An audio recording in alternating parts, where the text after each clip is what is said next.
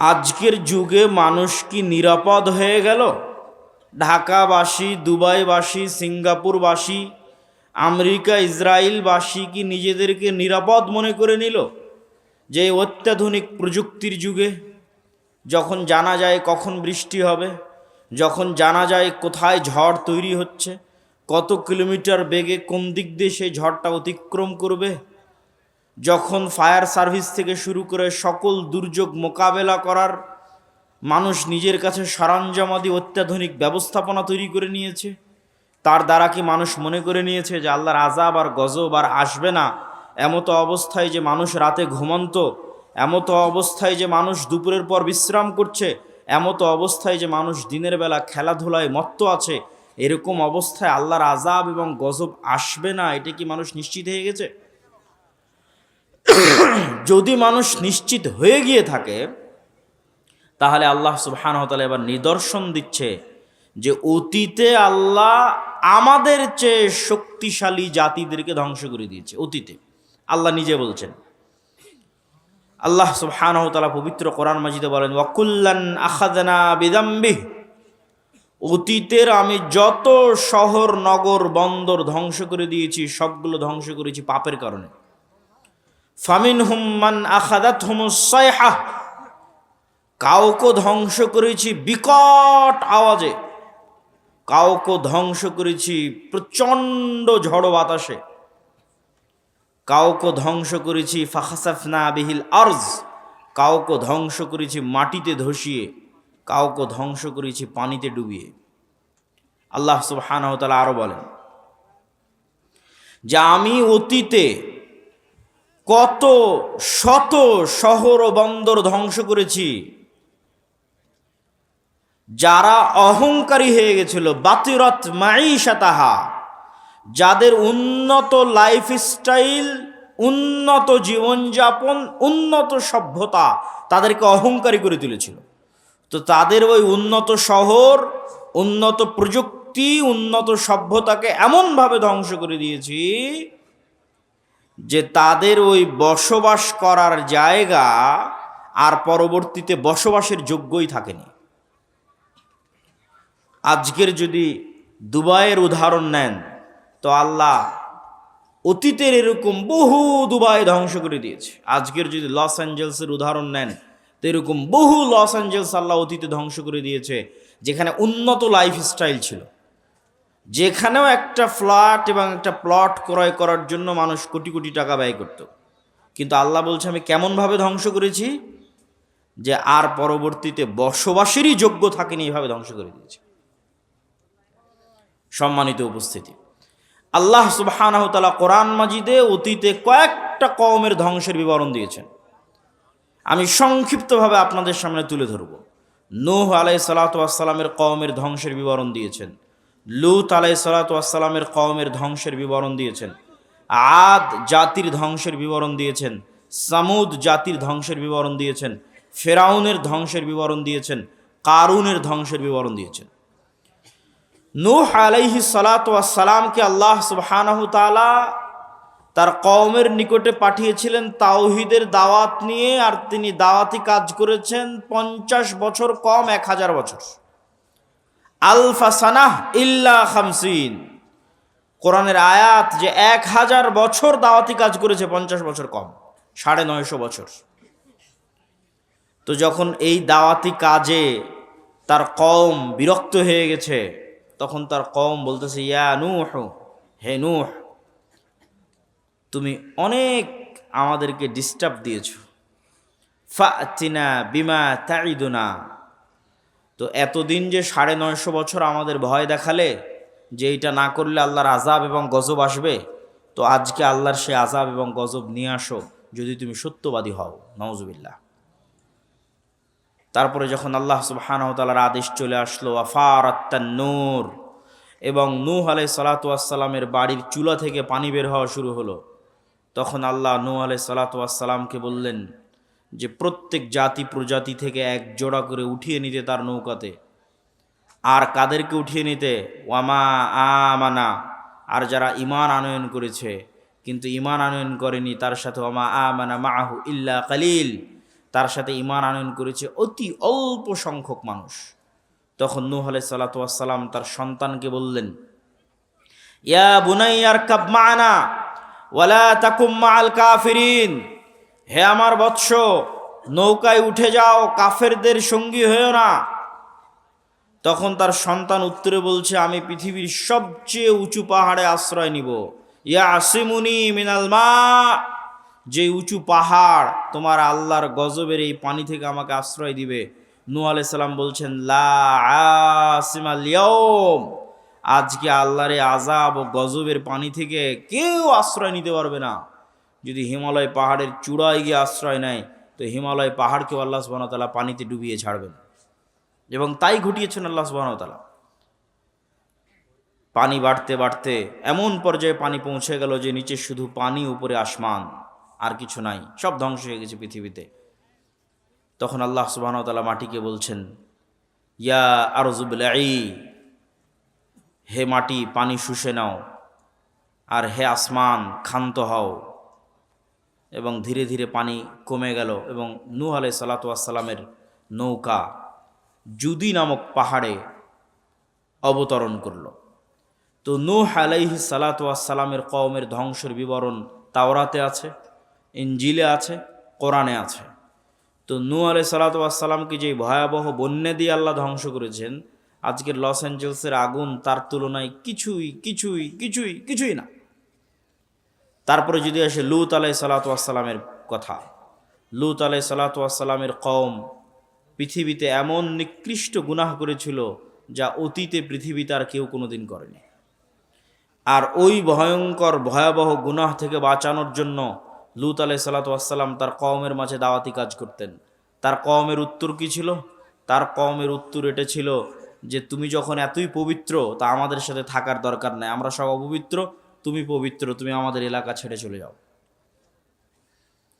এবং যখন তারা লূত আলাইহিস সালাতু ওয়াস সালামকে এইভাবে তাকে উত্তর দিল, তখন আল্লাহ ফেরেশতা পাঠালেন। ফেরেশতা ইব্রাহিম আলাইহিস সালাম হয়ে লূত আলাইহিস সালাতু ওয়াস সালামের নিকটে গেল, সুন্দর সুদর্শন কিশোর এবং যুবকের আকৃতিতে।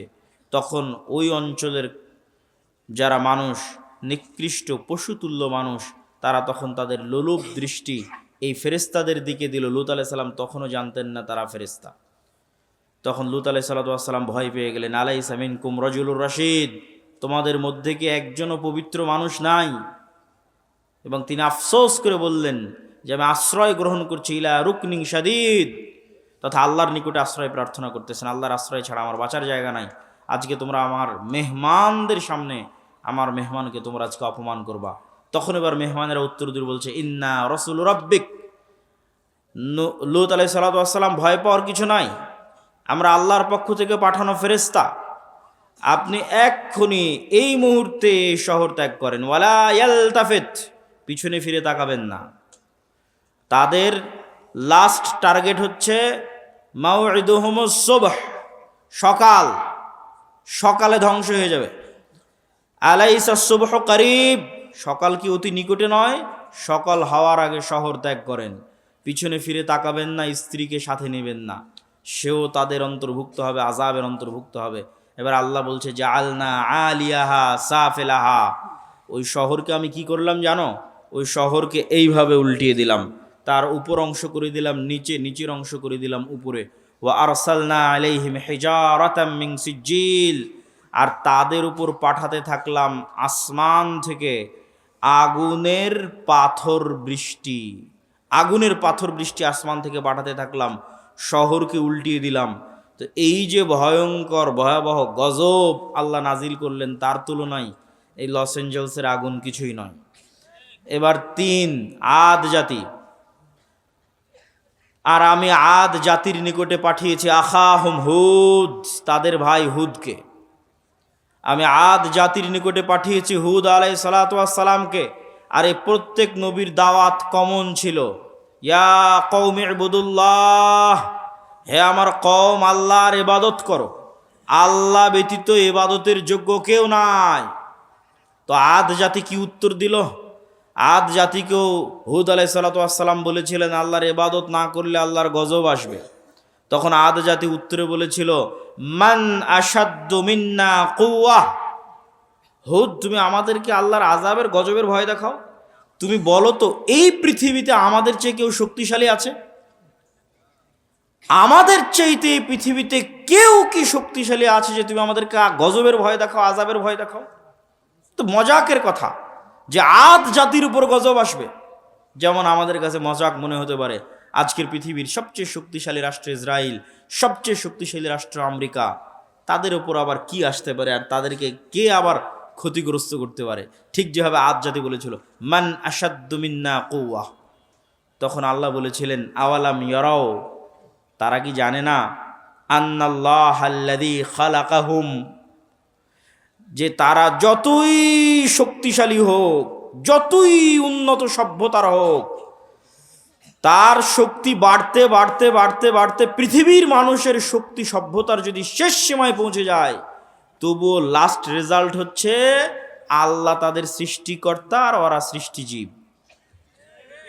তো শক্তি কার বেশি হবে? সৃষ্টিকর্তার বেশি হবে। এটাই যুক্তির কথা, এটাই লজিকের কথা। তো আমেরিকা ইসরায়েলের শক্তি যতই বেশি হোক, আল্লাহ সুবহানাহু ওয়া তাআলা আমেরিকা এবং ইসরায়েলের যদি সৃষ্টিকর্তা হন, তাহলে দিন শেষে শক্তি কার বেশি? আল্লাহর বেশি। তখন আদ জাতিকে আল্লাহ সুবহানাহু ওয়া তাআলা ধ্বংস করলেন বিরিহিন সরসরিন আতিয়াহ, প্রচণ্ড ঝড়ো বাতাস এবং প্রচণ্ড ঠান্ডা, প্রচণ্ড ঝড়ো বাতাস এবং প্রচণ্ড ঠান্ডা। আর এই প্রচণ্ড ঝড়ো বাতাস আর প্রচণ্ড ঠান্ডা বাতাস চলল 1 সপ্তাহ ব্যাপী, এবং এই 1 সপ্তাহ ব্যাপী প্রচণ্ড ঝড়ো বাতাসে তারা হয়ে গেল গোড়া কাটা খেজুর গাছের ন্যায়। যারা বলেছিল তারা পৃথিবীর সবচেয়ে শক্তিশালী, তৎকালীন যুগের সবচেয়ে উন্নত, সবচেয়ে সভ্য নগরীকে আল্লাহ সুবহানাহু ওয়া তাআলা ধ্বংস করে দিলেন। এবার আসি সামুদ জাতির কথা। সামুদ জাতির নিকটে আল্লাহ পাঠিয়েছিলেন তাদের ভাই সালেহকে। সালেহ আলাইহিস সালাতু ওয়াস সালাম একই কথা তার কওমকে বললেন, আর তার কওমকে আল্লাহর নিদর্শন হিসেবে পেশ করলেন নাকাতুল্লাহ, আল্লাহর উটনি। এই আল্লাহর উটনি আল্লাহর জমিনে চলবে, তোমরা একে ক্ষতি করার চেষ্টা করিও না, ক্ষতি করলে আল্লাহর গজব আসবে। ওয়ালাহা শিরবুম মালুম, 6 দিন তোমাদের জন্য কুয়ায় পানি পানের, একদিন আল্লাহর উটনির জন্য। যেই দিন আল্লাহর উটনি পানি পান করবে, সেই দিন উটনি থেকে এই পরিমাণ দুধ হতো যে সমগ্র সামুদ জাতি সেই দুধ দহন করে নিয়ে খেয়ে বাড়িতে নিয়ে শেষ করতে পারত না। আল্লাহু আকবার। কিন্তু এই নিয়ামত তাদের সহ্য হয়নি, তারা অহংকারী।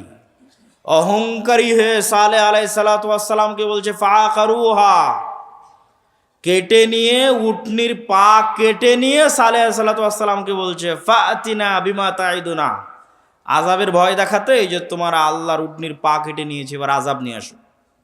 কোথায় আযাব? আযাব নিয়ে আসো। ফাখাযাতহুমুস সাইহাহ, কোথাও এসেছে ফাখাযাতহুমুর রাজফা, বিকট আওয়াজ, এমন বিকট আওয়াজ যে বিকট আওয়াজে তারা হয়ে গেল ওয়াহুম জাসিমিন। মুফাসসিরিনে কেরাম লিখছেন জাসিমিনের অর্থ যে যে যেখানে যে অবস্থায় ছিল সে অবস্থায় থেকে গেল। কেউ চা পান করছিল তো চা হাতে নিয়ে ওভাবেই থেকে গেল, বিকট আওয়াজের সাথে সাথে ওভাবেই। মৃত্যুও হয়ে গেছে, ওভাবে থেকেও গেছে। কেউ দৌড়াচ্ছিল, ও দৌড়ানো অবস্থায় থেকে গেছে। কেউ খাবার খাচ্ছিল, খাবার খাওয়া অবস্থায় থেকে গেছে। কেউ গোসল করছিল, গোসল অবস্থায় থেকে গেছে। ওয়াহুম জাসিমিন, এক বিকট আওয়াজে পৃথিবীর তৎকালীন পৃথিবীর সবচেয়ে শক্তিশালী সম্প্রদায় এক বিকট আওয়াজে ইনস্ট্যান্ট যে যেখানে যে অবস্থায় ছিল সেভাবে থেকে গেছে, দুনিয়া থেকে বিদায় নিয়ে নিয়েছে। এই ছিল সামুদ জাতির ঘটনা।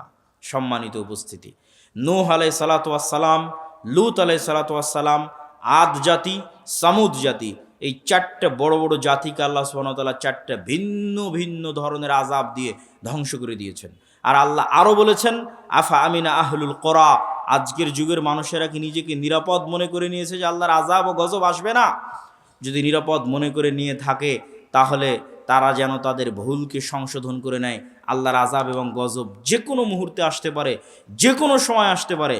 আর লস এঞ্জেলস ক্যালিফোর্নিয়ায় যে আগুন জ্বলতেছে, এরকম আগুনে যদি সারা পৃথিবীও জ্বলে যায় তবুও হক হবে। এই জন্য হক হবে যে সারা পৃথিবীর মানুষের চোখের সামনে, সারা পৃথিবীর সকল রাষ্ট্রনেতার সামনে, BBC, CNN, Al Jazeera, TV channel, Facebook, YouTube সব লাইভের সামনে 60,000 নিরস্ত্র নিরীহ মানুষকে গাজায় হত্যা করা হয়েছে। সারা পৃথিবীর সব রাষ্ট্রপ্রধান দেখেছে, সারা পৃথিবীর সব মানুষ দেখেছে। সবার পক্ষে সম্ভব ছিল এই মহা হত্যাযজ্ঞ আটকানোর, কিন্তু তারা এই মহা হত্যাযজ্ঞ আটকাতে যায়নি, আটকানোর চেষ্টা করেনি। তাদেরকে এর জবাব দিতে হবে। এই এক গাজার উপর যে অত্যাচার চালানো হয়েছে, এই অত্যাচারে যদি সমগ্র আমেরিকা, সমগ্র ইউরোপ আর সমগ্র ইসরায়েল জ্বলে পুড়ে যায়, তবু আল্লাহ সুবহানাহু ওয়া তাআলার জন্য এটা হক হবে। এবং আল্লাহ এটা বলেছেন, কোরআনেই বলেছেন যে আল্লাহ সুবহানাহু ওয়া তাআলা যখন কোনো শহর ও বন্দর ধ্বংস করেন, তখন আল্লাহ অত্যাচার করেন না, বরং তারা অত্যাচারী ছিল তাই ধ্বংস করে দেন। সম্মানিত উপস্থিতি, এইটি থেকে আমাদের শিক্ষা নিতে হবে, মুসলমানদের শিক্ষা নিতে হবে যে আমরা যে কোনো মুহূর্তে আল্লাহর আযাব এবং গজবের শিকার হতে পারি।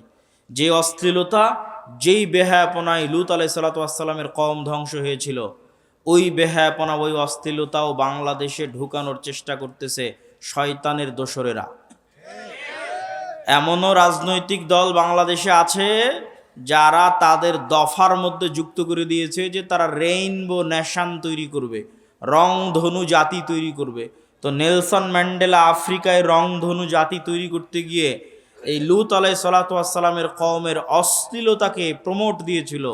আজকের এই ধরনের রাজনৈতিক দলগুলো আবার পদ তৈরি করেছে লিঙ্গ সমতা, লিঙ্গ ন্যায্যতা নামে একটা পদ তৈরি করেছে। নাউজুবিল্লাহি মিন যালিক। এর প্রত্যেকটার পিছনের উদ্দেশ্য হচ্ছে ইবলিসের যে স্কিম আছে, শয়তানের যে পদক্ষেপ আছে, সেটা বাস্তবায়ন করা। তবে হ্যাঁ, তাদের জন্য অনেক বড় ধাক্কা, এই সমস্ত শয়তানের অনুসারীদের জন্য অনেক বড় ধাক্কা যে তাদের আব্বার দেশে তাদের বিরোধী লোক চলে এসেছে। তার মানে তাদের সবগুলোর আব্বা হচ্ছে আমেরিকা। আর আমেরিকার নতুন প্রেসিডেন্ট ডোনাল্ড ট্রাম্পের প্রথম আদেশ যে পৃথিবীতে তৃতীয় লিঙ্গ বলে কিছু নাই, লিঙ্গ দুইটাই, নারী আর পুরুষ। আমেরিকার জন্য ডোনাল্ড ট্রাম্পের প্রথম আদেশ। তো এত ভয়ঙ্কর আদেশ হওয়ার কারণ, এটার প্রেক্ষাপটও আপনাদের জানা থাকা উচিত। এই সমস্ত যে রাজনৈতিক দলগুলো আছে এদেরকে উত্তর দেওয়ার জন্য জানা থাকা উচিত। সেটা হচ্ছে ইলন মাস্ক।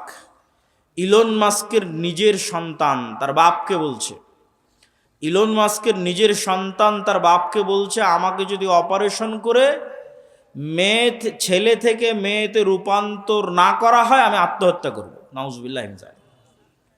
ইলন মাস্ক ছেলের জীবন বাঁচাতে অপারেশনের অনুমতি দেয় আর দুনিয়ার মানুষকে বলে যে আমার ছেলে মারা গেছে, এবং তখন থেকে সিদ্ধান্ত নেয় যে এই শয়তানের এজেন্ডা আমেরিকায় উৎখাত করে ছাড়বে সে। এই যে ক্ষোভ, তার যে কষ্ট, যে সন্তান বাপের সামনে যদি এই ধরনের কথা বলে বাপের কি রকমের কষ্ট হতে পারে, এটার নাম দিয়েছে Elon Musk virus, woke virus. ওই রাগে, ওই ক্ষোভে টুইটার ক্রয় করে নেয়, আর ওই রাগে, ওই ক্ষোভে রাজনীতিতে যোগ দেয় এবং ডোনাল্ড ট্রাম্পের সাথে যুক্ত হয়। এই জন্য ডোনাল্ড ট্রাম্প ক্ষমতায় এসে প্রথম অধ্যাদেশ জারি করেছে, কোনো তৃতীয় লিঙ্গ বলে কিছু নাই, হয় নারী আর পুরুষ, আর বাইরে আর কিছু নাই, কোনো ট্রান্সজেন্ডার নাই, কিচ্ছু নাই। এখান থেকে আমাদের শিক্ষা নেওয়ার আছে যে আমাদের দেশে যারা অতি সেকুলার হয়ে, অতি উদার হয়ে মুসলিম দেশে রাজনীতি করবে, অথচ রেইনবো নেশনের নামে রাজনীতি করবে, লিঙ্গ সমতার নামে পদ তৈরি করে রাজনীতি করবে, এদের রাজনীতি করার অধিকার বাংলাদেশে নাই। আমি ওই দলকে নাম না নিয়ে উদাত্ত আহ্বান জানাবো যে বাংলাদেশের মানুষের মনোভাব, বাংলাদেশের মানুষের সামাজিক মূল্যবোধ বোঝার চেষ্টা করতে হবে। আল্লাহর চেয়ে শক্তিশালী কেউ নয়। আদ সামুদ জাতি ধ্বংস হয়ে গেছে, নূহ আলাইহিস সালাতু ওয়াস সালামের কওম, লূত আলাইহিস সালাতু ওয়াস সালামের কওম ধ্বংস হয়ে গেছে। অশ্লীলতা ছড়াতে চাইলে ধ্বংস হয়ে যেতে হবে। বক্তব্যের দ্বিতীয় অংশ, বক্তব্যের প্রথম অংশ শেষ, বক্তব্যের দ্বিতীয় অংশ, ইসলামী রাষ্ট্র। ইসলামী রাষ্ট্র প্রতিষ্ঠা করার বিষয়টা এখন বাংলাদেশে অন্যতম একটি আলোচিত ইস্যু। কেউ কেউ মনে করতেছে তারা ভোটের মাধ্যমে, রাজনীতি করে, গণতন্ত্রের মাধ্যমে ইসলামী রাষ্ট্র প্রতিষ্ঠা করবে। অথচ আমরা কোরআন এবং হাদিস পড়ে বুঝতেছি যে আপনি ততক্ষণ পর্যন্ত মুমিন হতে পারবেন না যতক্ষণ না আপনি তাগুতের কাফের না হবেন। আপনি ততক্ষণ মুমিন হতে পারবেন না যতক্ষণ না আপনি নিজেকে কাফের বলে ঘোষণা করবেন যে আমি তাগুতের কাফের। কে ঘোষণা করেছিল? ইব্রাহিম আলাইহিস সালাম ঘোষণা করেছিল, কাফারনা বিকুম, তোমাদের কাফের, তোমাদের মূর্তির কাফের। ইব্রাহিম আলাইহিসসালাতু ওয়াসসালাম ঘোষণা করেছিলেন তোমাদের কাফের, তোমাদের মূর্তির কাফের, এবং তিনি তার জাতির শিরক থেকে নিজেকে মুক্ত ঘোষণা করেছিলেন। এই জন্য আল্লাহ কোরআনে বলেছেন আমাই ইয়াকফুর বিত্তাগুত, আগে তাগুতকে অস্বীকার করতে হবে, কাফের হতে হবে, ওয়ুমিন বিল্লাহ, তারপরে আল্লাহর উপর ঈমান আনেন। আপনি যদি বলেন যে আমি রাষ্ট্রে ইসলাম প্রতিষ্ঠা করতে চাই, তো রাষ্ট্রে ইসলাম প্রতিষ্ঠার সবচেয়ে বড় শত্রু যেগুলো, এগুলোর কাফের হতে হবে। তো রাষ্ট্রে ইসলাম প্রতিষ্ঠার সবচেয়ে বড় শত্রু হচ্ছে গণতন্ত্র, রাষ্ট্রে ইসলাম প্রতিষ্ঠার সবচেয়ে বড় শত্রু হচ্ছে সমাজতন্ত্র, রাষ্ট্রে ইসলাম প্রতিষ্ঠার সবচেয়ে বড় শত্রু হচ্ছে সেকুলারিজম, ধর্মনিরপেক্ষ মতবাদ। মানুষ বলে গত 16 বছর অমুক এটা করেছে, গত 16 বছর অমুক এটা করেছে। এইটা কেন কেউ বলে না গত 16 বছর কি দেশ ইসলামী আইন অনুযায়ী চলতো? কথা বলেন, ইসলামী আইন অনুযায়ী চলতো? গত 16 বছর দেশ চলতো গণতান্ত্রিক নিয়ম অনুযায়ী, তাই নয় কি? গত 16 বছর দেশ চলতো ধর্মনিরপেক্ষ মতবাদ অনুযায়ী। তাহলে গত 16 বছরে আয়নাঘর কোনো ব্যক্তি তৈরি করেনি, গণতন্ত্র নিজে তৈরি করেছে। গত 16 বছর হাজারো লক্ষ মানুষকে গুম কোনো ব্যক্তি করেনি, ধর্মনিরপেক্ষ মতবাদ নিজে খুন এবং গুম করেছে। কিন্তু এইটা মুসলমানদের বুঝতে দেওয়া হয় না।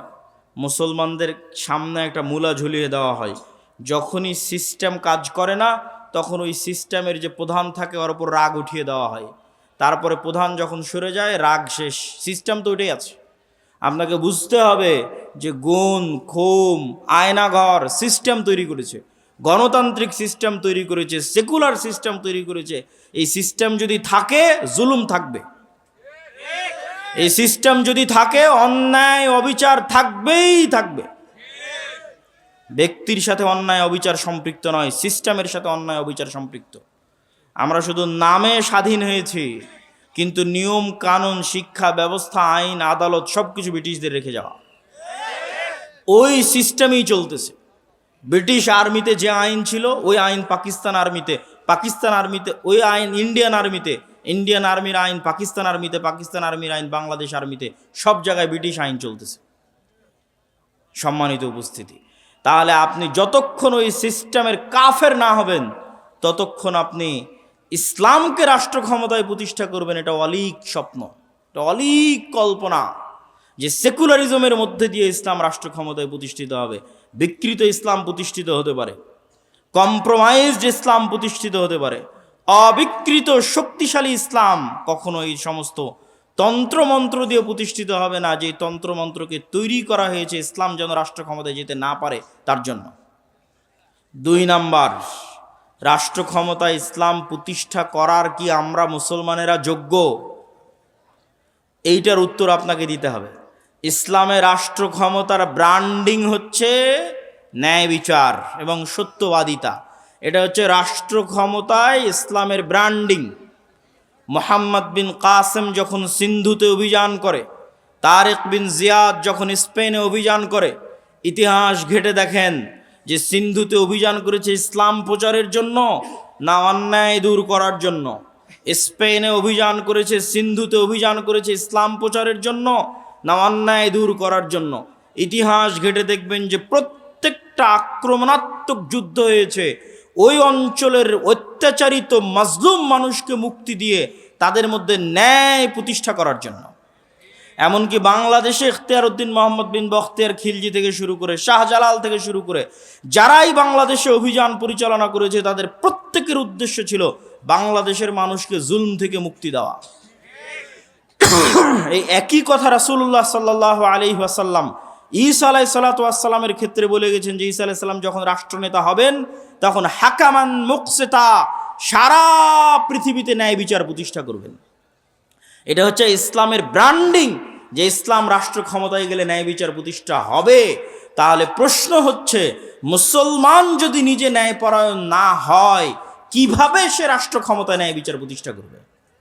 আপনাকে আমি আরো উদাহরণ দিয়ে বুঝাই, এখানে আপনারা উপস্থিত আছেন, উদাহরণগুলো বুঝবেন। বাবা মারা গেছে, বোন বাবার সম্পত্তিতে যা সম্পদ পাবে আপনি ন্যায়ের সাথে সেটি বুঝিয়ে দিয়েছেন কিনা? প্রশ্ন। আপনি আপনার আশেপাশের পাড়া প্রতিবেশী সবার দিকে তাকিয়ে দেখেন যে সে ন্যায়ের সাথে বুঝিয়ে দিয়েছে কিনা। একদল পাবেন দেয়নি, একদল পাবেন যদি দিয়ে থাকে তো দামি জমিটা নিজের কাছে রেখেছে, বিলের জমিটা বোনকে দিয়েছে। তাহলে এই যে ব্যক্তি যে সামান্য তার পরিবারে তার বোনের উপর ন্যায় প্রতিষ্ঠা করতে পারলো না, ওই ব্যক্তিকে যদি রাষ্ট্র ক্ষমতা দেওয়া হয় তাহলে গত 16 বছর যা দুর্নীতি হয়েছে তার চেয়ে বেশি দুর্নীতি করবে, গত 16 বছর বেশি জুলুম করবে। ওকে দিয়ে কখনো রাষ্ট্র ক্ষমতা ইসলাম প্রতিষ্ঠিত হবে না, কেননা রাষ্ট্র ক্ষমতা ইসলাম মানে ন্যায় বিচার প্রতিষ্ঠা হওয়া। তো সে তো দুর্নীতিগ্রস্ত, সে কিভাবে ন্যায় বিচার প্রতিষ্ঠা করবে? আপনি সমাজে তাকিয়ে দেখেন যে প্রত্যেকটা সেক্টরে সেক্টরে, এলাকায় এলাকায়, সমাজে সমাজে যৌতুকের ভিত্তিতে বিবাহ হচ্ছে। যৌতুকের ভিত্তিতে বিবাহ অন্যায়, মানুষের প্রতি অন্যায়।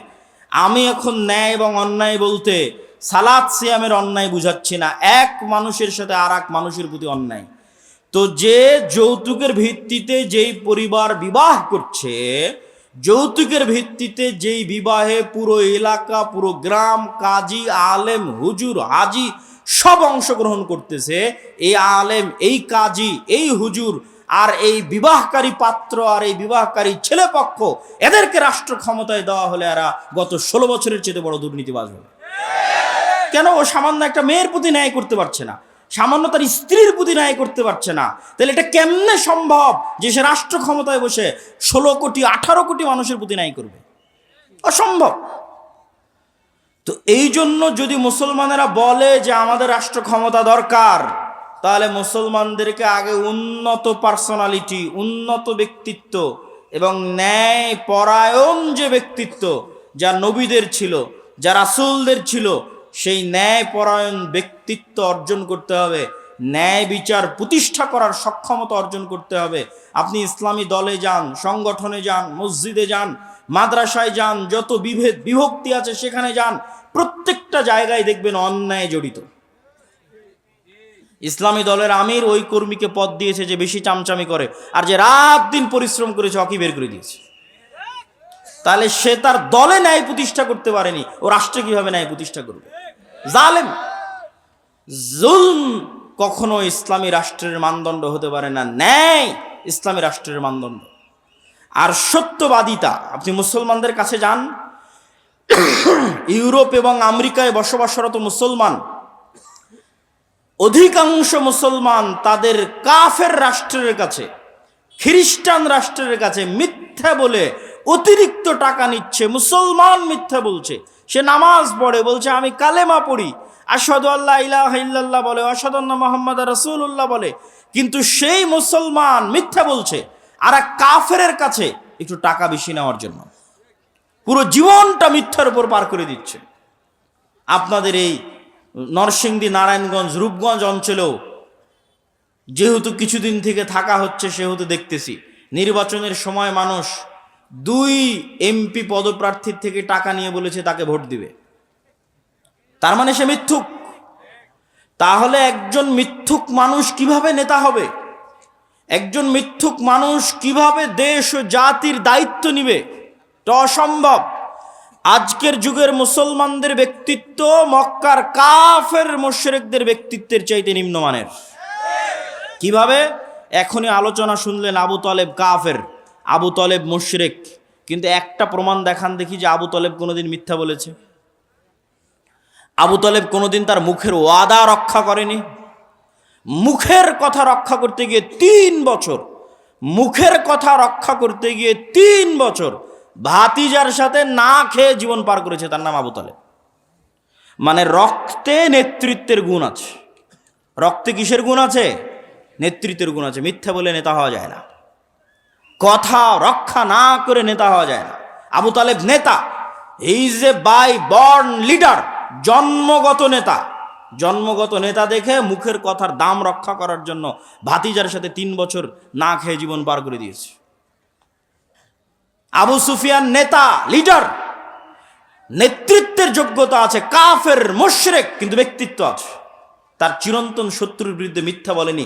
হিরাক্লিয়াসের দরবারে দাঁড়িয়ে আপনার একটা রাজনৈতিক দলের নেতাকে জিজ্ঞেস করেন, তার বিপরীত রাজনৈতিক দল সম্পর্কে যা বলবে 16 আনাই মিথ্যা। এই পুরো গণতান্ত্রিক রাজনীতি দাঁড়িয়ে আছে মিথ্যার উপর। পুরো গণতান্ত্রিক সিস্টেম দাঁড়িয়ে আছে মিথ্যার উপর। মিথ্যা না বললে গণতন্ত্র চলে না, মিথ্যা না বললে গণতন্ত্রে নেতা হওয়া যায় না, মিথ্যা এবং দুর্নীতি না করলে গণতন্ত্রে নিজের গদি টিকিয়ে রাখা যায় না। গণতন্ত্র সিস্টেমটাই এমন যে সিস্টেম আপনাকে মিথ্যা বলতে বাধ্য করবে। তো মিথ্যা বলে আপনি কিসের নেতা হবেন? কিসের রাষ্ট্রে ইসলাম প্রতিষ্ঠা করবেন? অন্যায় করে মিথ্যা বলে রাষ্ট্রে ইসলাম প্রতিষ্ঠা করা সম্ভব নয়। মুসলমানরা যদি বলে যে আমরা রাষ্ট্রে ইসলাম প্রতিষ্ঠা করতে চাই, তাহলে আগে মুসলমানদেরকে দায়িত্ব নিতে হবে যে তারা ইনজাস্টিস, অন্যায়ের বিরুদ্ধে শক্ত থাকবে। যেমন আজকে নরসিংদীর যুবকেরা যদি বলে যে হ্যাঁ তারা রাষ্ট্রে ইসলাম প্রতিষ্ঠা করতে চায়, তাহলে তুমি আগে নিশ্চিত করো যে তোমার নরসিংদীর নোয়াগাঁওয়ে কোথাও যেন একটা মেয়েরও যৌতুকের ভিত্তিতে বিবাহ না হয়।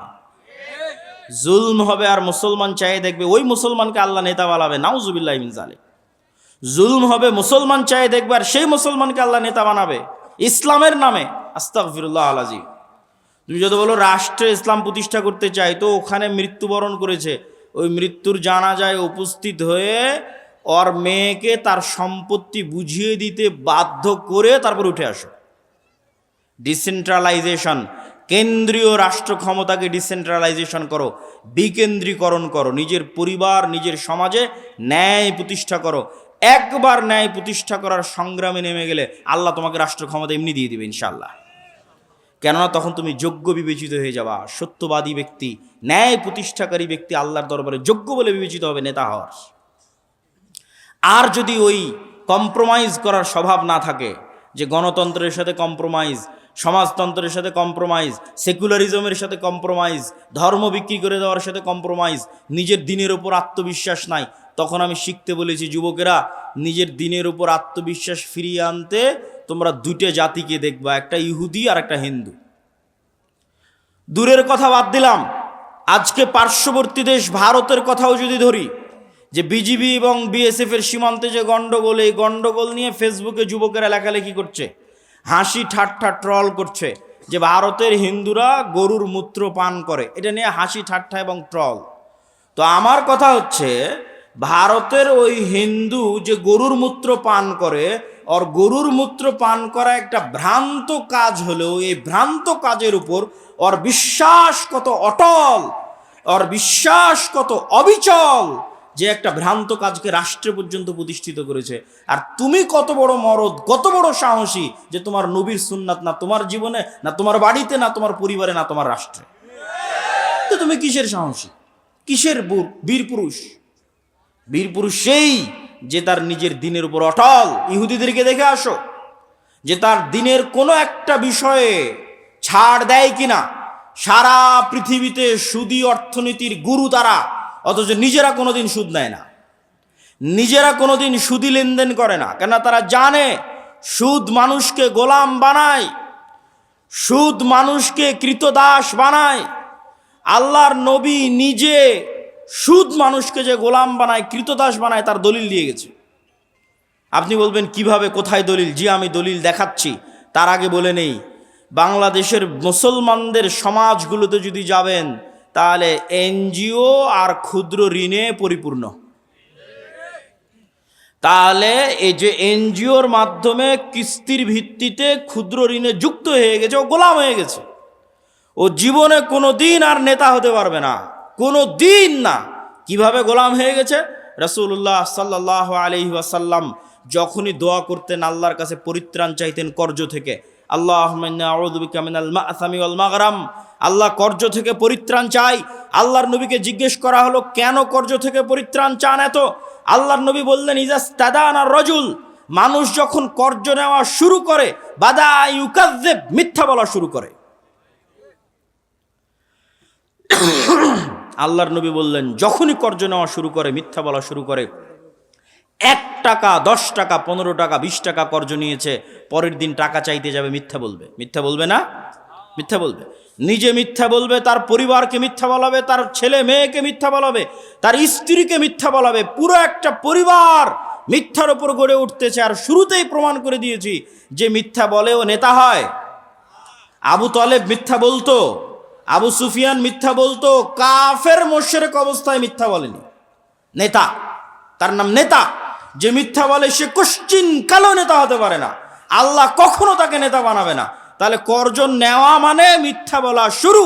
পুরো একটা পরিবার যখন মিথ্যার উপর চলে, তখন ওই পরিবার থেকে কোশ্চেন কালো না তারেক বিন জিয়াদের জন্ম হবে, না ওমর ইবনুল খাত্তাবের জন্ম হবে, না মোহাম্মদ বিন কাসিমের জন্ম হবে, নেতার জন্ম হবে না, গোলামের জন্ম হবে, কৃতদাসের জন্ম হবে। সম্মানিত উপস্থিতি, এই জন্য যুবকদেরকে শক্ত হতে হবে, নিজের দিনের উপর কট্টর, নিজের দিনের উপর সেলফ কনফিডেন্ট, আত্মবিশ্বাসী হতে হবে। এবং আত্মবিশ্বাসী হয়ে সমাজ থেকে, পরিবার থেকে যত অন্যায় অনাচার অবিচার আছে, এই অন্যায় অনাচার অবিচারের বিরুদ্ধে আন্দোলন গড়ে তুলতে হবে।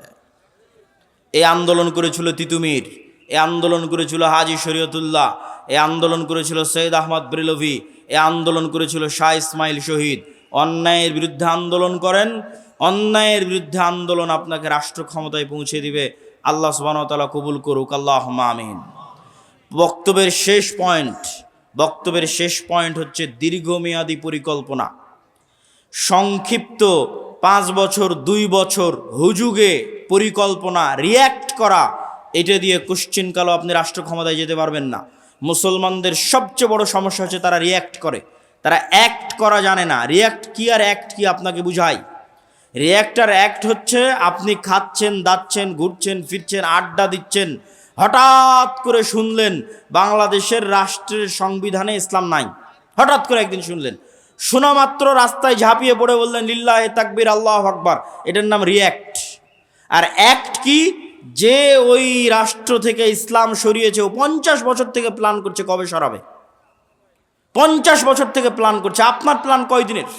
আপনি তো শুনলেন, লাফিয়ে পড়ে গেলেন লিল্লাহে তাকবীর, আল্লাহু আকবার বলে, ওই পর্যন্তই শেষ। পরিকল্পনা নাই, কার্যক্রম নাই, শক্তিশালী প্রতিষ্ঠান নাই। 5ই আগস্টে তো লক্ষ লক্ষ কোটি কোটি জনগণ ছিল, তো কোটি কোটি জনগণের সরকার তৈরি হয়নি কেন? এনজিওর সরকার কেন তৈরি হয়েছে? এনজিওদের শক্তিশালী প্রতিষ্ঠান আছে, এই জন্য তৈরি হয়েছে।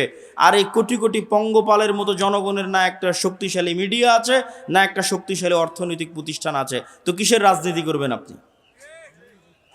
আমেরিকায় গিয়ে দেখেন ইহুদিরা সংখ্যায় কত, 2%ও না, 1%ও না, অথচ শক্তিশালী প্রতিষ্ঠান থাকার কারণে বাইডেন ক্ষমতায় আসুক আর ট্রাম্প ক্ষমতায় আসুক, রাষ্ট্রের ক্ষমতা তাদের থাকে। আর মুসলমানেরা দীর্ঘমেয়াদী পরিকল্পনা নাই। ইসলামী দলগুলো বলছে এখনই ভোট করে এখনই ক্ষমতায় চলে যাব। এখনই ভোট করে যদি এখনই ক্ষমতায় চলে যায়, তাহলে এখনই আর একজন বের হবে যে তাকে ক্ষমতা থেকে নামিয়ে দিবে। এই জন্য আপনাকে 50 বছর 100 বছরের পরিকল্পনা করতে হবে। যেই পরিকল্পনা করে সামনে আগাতে হবে। আপনি বলবেন ভাই পরিকল্পনার আশা কি? এই পরিকল্পনার আশা হচ্ছে আপনি শতভাগ নিশ্চিত থাকেন গণতন্ত্র কোনোদিন গণতন্ত্র দিয়ে ন্যায় বিচার প্রতিষ্ঠা হতে পারে না। কোনোদিন ধর্মনিরপেক্ষ মতবাদ দিয়ে ন্যায় বিচার প্রতিষ্ঠা হতে পারে না। নতুন আর যত তন্ত্রমন্ত্র সংবিধানে ঢোকানো হচ্ছে, এগুলো দিয়ে ন্যায় বিচার প্রতিষ্ঠা হবে না। ন্যায় বিচার একমাত্র শতভাগ প্রতিষ্ঠা হবে ইসলাম দিয়ে। তাহলে যতদিন গণতন্ত্র আছে ততদিন অবিচার অন্যায় থাকবে, যতদিন ধর্মনিরপেক্ষ মতবাদ আছে ততদিন অন্যায় অবিচার থাকবে, আর যতদিন অন্যায় অবিচার থাকবে ততদিন এরকম 5ই আগস্ট বারবার আসবে। 15 বছর পর আসবে, 20 বছর পর আসবে, 30 বছর পর আসবে। ওই 30 বছর পর যখন আসবে, তখন যেন আপনার জন্য সুযোগ থাকে। এই জন্য এখন থেকে দীর্ঘমেয়াদী পরিকল্পনা করতে হবে। এই দীর্ঘমেয়াদী পরিকল্পনাই হবে মুসলিম উম্মার নাজাতের মাধ্যম, বাংলাদেশের মুসলমানদের নাজাতের মাধ্যম। আল্লাহ সুবহানাহু ওয়া তাআলা কবুল করুক, আল্লাহুম্মা আমিন। 2 মিনিট থেকে 5 মিনিটের মধ্যে জরুরি কয়েকটি কথা বলে বক্তব্যের শেষের দিকে চলে যাব। মাসিক আল ইতিসামের নিয়মিত লেখালেখি আমি করি, আপনাদের শ্রদ্ধেয় উস্তাদজি করে। মাসিক আল ইতিসামের ফতোয়া দেশ বিদেশের বড় বড় আলেমদের মাধ্যমে সম্পাদিত হয়। মাসিক আল ইতিসামের সম্পাদকীয় আমি নিজে লিখি, এই মাসের সম্পাদকীয় আছে সিরিয়ার উপরে, দামেস্ক বিজয়ের উপরে। মাসিক আল এতেসাম পড়ার চেষ্টা করবেন। আমাদের আর যে সমস্ত বই পুস্তক আছে, ফিলিস্তিনের উপর আমার লেখা বই, মিন্নাতুল বারি, আপনাদের শ্রদ্ধেয় উস্তাদজির বই, এবং আমাদের আর যত আর দাওয়া ইলাল্লাহর মক্তবের যে সিলেবাস আছে, উসমানী কায়দা আছে, আদর্শ শিক্ষা আছে, এগুলোকে গুরুত্ব দেওয়ার চেষ্টা করবেন। আগামী 13 ও 14 ফেব্রুয়ারিতে আল্লামা ইহসান ইলাহি জহির, যিনি পাকিস্তানের আহলে হাদিসদের সিংহ পুরুষ, সে আল্লামা ইহসান ইলাহি জহিরের সন্তান আল্লামা ইবতেসাম ইলাহি জহির আগামী 13-14 ফেব্রুয়ারি আপনাদের আল জামিয়া সালাফিয়াতে আসতেছে। আহলে হাদিসদের গর্ব, আহলে হাদিসদের অহংকার, এই সিংহ পুরুষকে জামিয়া সালাফিয়ার সালাফি কনফারেন্সে আপনাদের ব্যাপক উপস্থিতির মাধ্যমে বরণ করতে হবে। আমি আশা করব নরসিংদী নারায়ণগঞ্জের মানুষ সেই ব্যাপক উপস্থিতির মাধ্যমে তাকে সসম্মানে বরণ করে নেবে। আল্লাহ সুবহানাহু ওয়া তাআলা কবুল করুক। আল্লাহুম্মা আমিন। ওয়া আখিরু দাওয়ানা আনিল হামদুলিল্লাহি রাব্বিল আলামিন। আসসালামু আলাইকুম ওয়া রাহমাতুল্লাহি ওয়া বারাকাতুহু।